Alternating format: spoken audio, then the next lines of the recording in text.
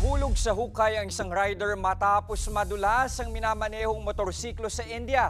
Ang kanyang sinapit, alamin sa Frontline News Abroad. Kanya-kanyang iwas sa mga motorista sa hukay na yan sa gitna ng kalsada sa Gujarat, India. Wala kasing takip o barikada ang nasabing hukay, kaya ang dumating na lalaking rider, maingat pang gumilid para iwasan ang butas. Pero sa kamalas-malasan niya, nadulas naman ang minamanehong motorsiklo.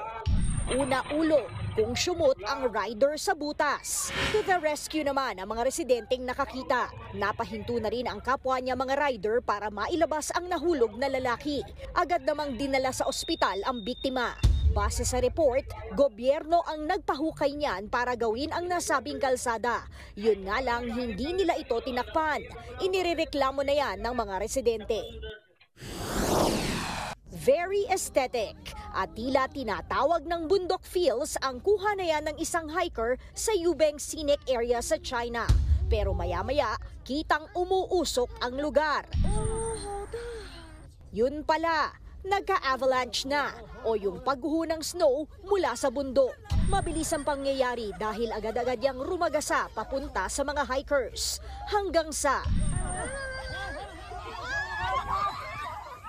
tinabunan niyan ang mga tao.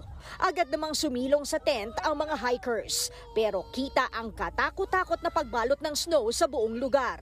Ayon sa pamunuan, nagkataong heavy winter kaya nagkaroon ng avalanche sa lugar. Wala namang nasaktan dyan. Nagbabalita mula sa Frontline. Laila Pangilinan, News 5. Mga kapatid, Jess De Los Santos po. Iba na ang may alam at may pakialam sa panahon ngayon. Para sa tuloy-tuloy na balitaan sa Frontline kahit weekend, mag-follow at mag-subscribe sa social media pages ng News 5.